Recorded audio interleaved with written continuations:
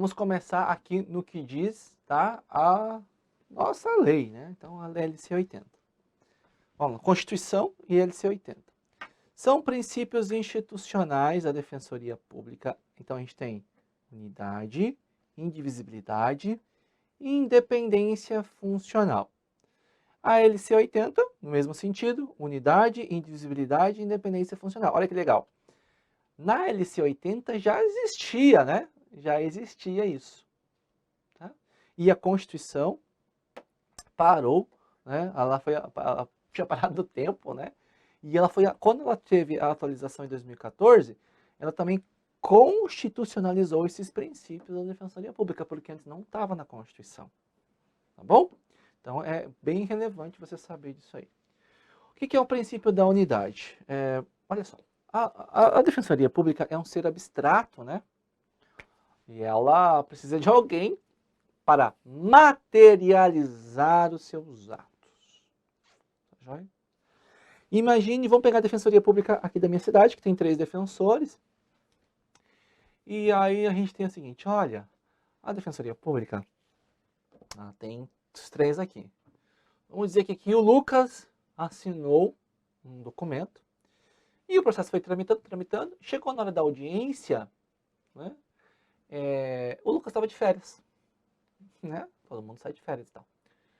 Putz, daí o que acontece? Vai ter que remarcar a audiência porque o Lucas está de férias? Não.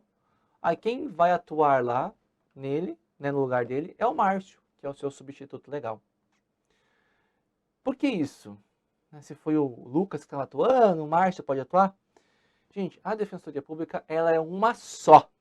Então, seus membros, os defensores, eles representam a instituição, não ele mesmo. Então, tanto faz se é o Lucas, se é o José, se é o Márcio, se é o Pedro, se é o Ricardo, se é o Jorge, não interessa. A Defensoria Pública ela é uma só. Então, eles estão ali, não é o Lucas que estava lá, era sim a Defensoria Pública do Estado que estava ali atuando em juízo. Bacana, né? Interessante isso. Enfim, o que a gente fala? Ela é a gente fala que a Defensoria Pública, marque isso que isso cai em prova, tá? Ela é um todo orgânico, tá? Ou seja, ela é apenas uma. A Defensoria Pública é apenas uma, ela é um todo orgânico. Os membros, eles formam um só corpo, uma só vontade e sob a direção do mesmo chefe. Se você já teve a oportunidade de estudar comigo a parte de legislação do Ministério Público, você vai aprender que é a mesma coisa. Tá? É a mesmíssima coisa. São as mesmas regras, então fica bem mais fácil para tu, né? Fica bem fácil para tu ali absorver isso.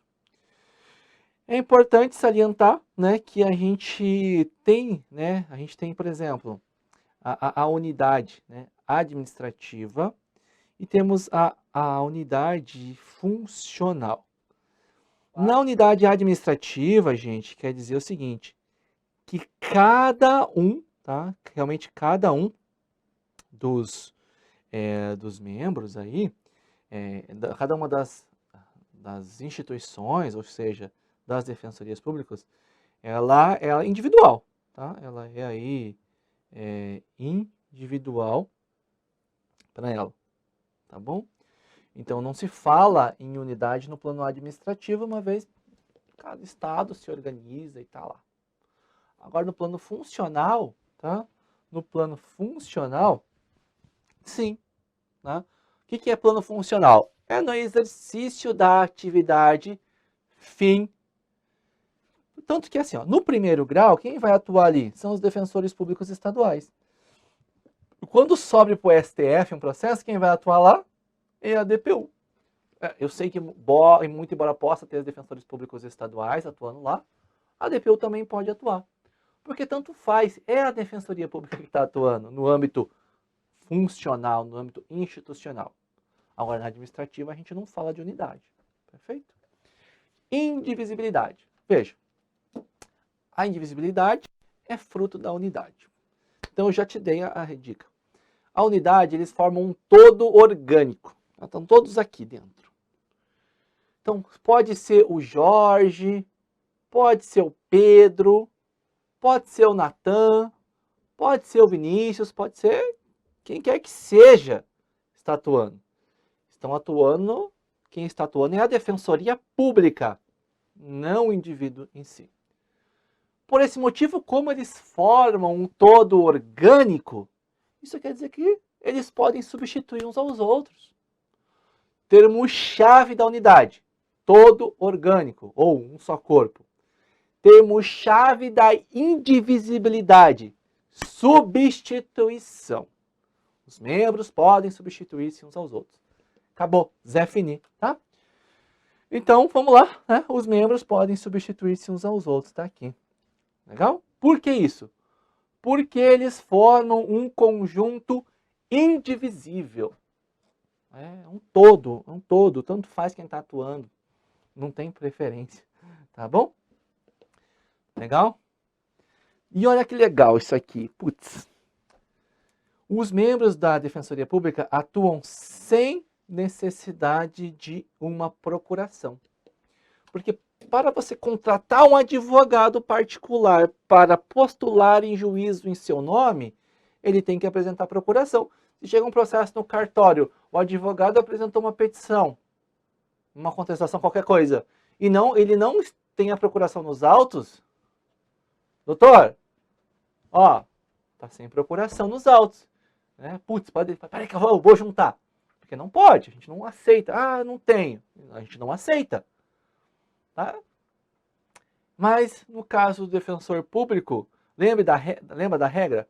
A capacidade postulatória advém da posse no cargo público. Ou seja, ele pode, não precisa nem de procuração. Nesse caso, o substituto dele, a gente tinha lá, o Lucas estava atuando, está de férias. O Marte tem que chegar, tá aqui o comprovante, doutor, que o Lucas está de férias, vou atuar no lugar dele. Não precisa também disso. Tá bom? Básico, básico, básico. Isso aqui, ó. Isso está na lei, pessoal.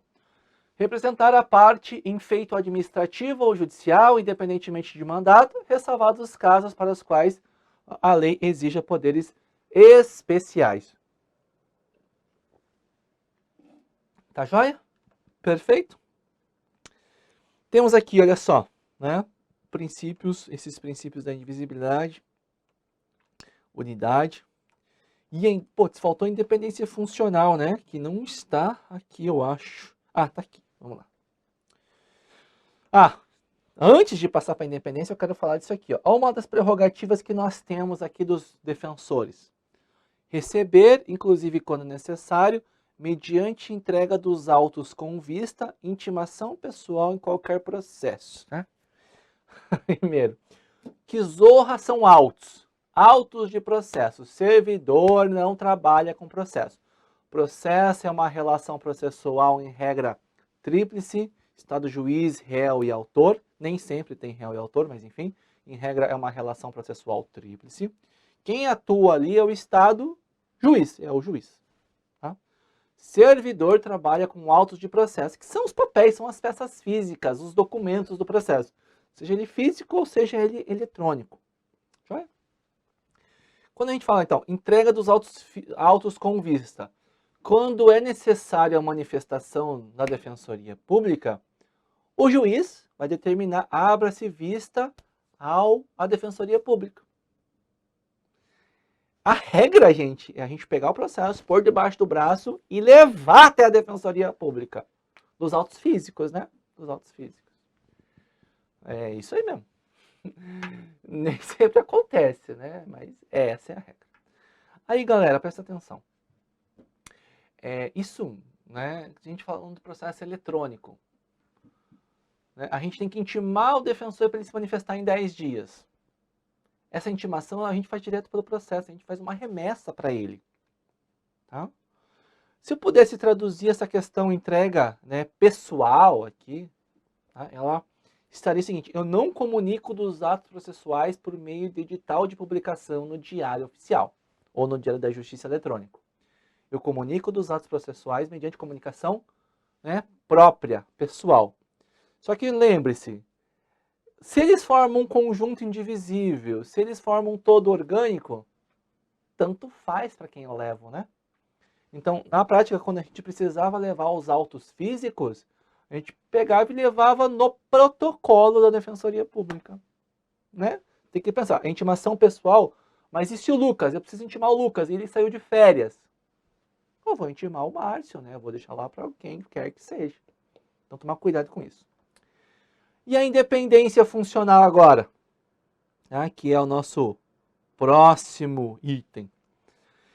Eles exercem as suas funções com liberdade. Isso quer dizer que eles podem, vou desenvolver, porque quando, se você, né, pega o advogado, ele vai desenvolver até, segundo Marco Aurélio de Mello, segundo Bandeira de, sei lá, né, tem um monte de autores, segundo Silvia Zanardi de Pietro, né, segundo a jurisprudência, segundo não sei o quê. Então ele monta ali o documento, né, com o seu fundamento jurídico, para tentar o convencimento do magistrado, tá?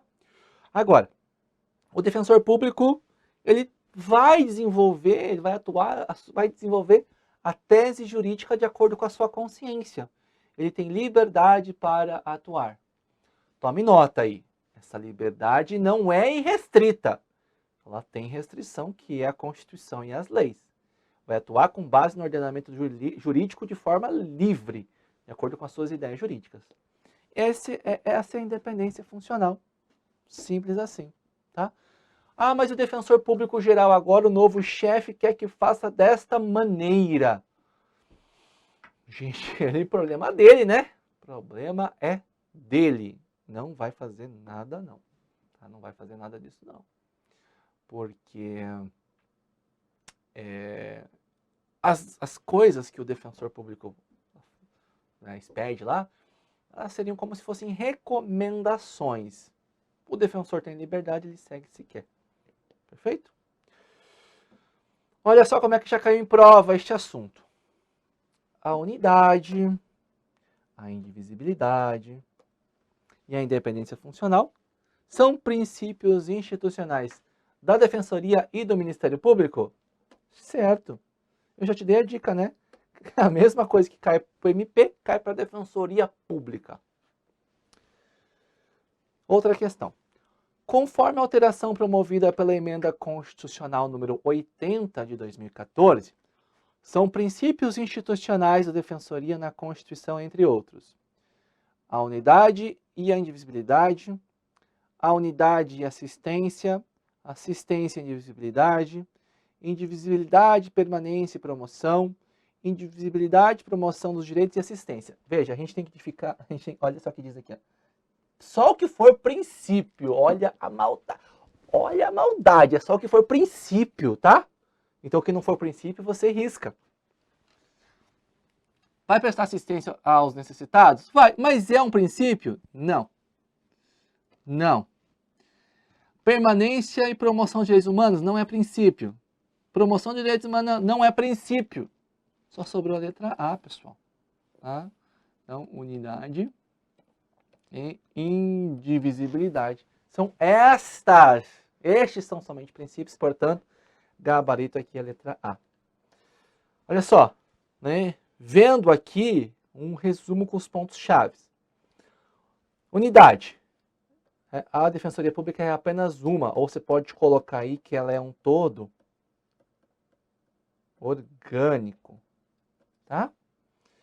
Indivisibilidade. Eles podem, olha só, substituir uns aos outros. Independência é a liberdade de atuação de acordo com as suas ideias jurídicas. Maravilha? Tá?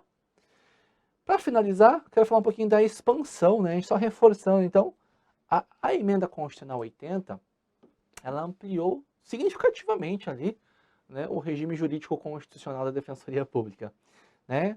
Ela incluiu, inclusive, lá no artigo 98 do ADCT, o número de defensores públicos da unidade jurisdicional será proporcional à efetiva demanda pelos serviços e à respectiva população. Gente, porque é o seguinte, a Defensoria Pública ela está em expansão no Brasil ainda, ela não está plenamente. Por isso que existe muita carência ainda de defensores públicos. É uma carreira que está em amplo crescimento no Brasil, tá?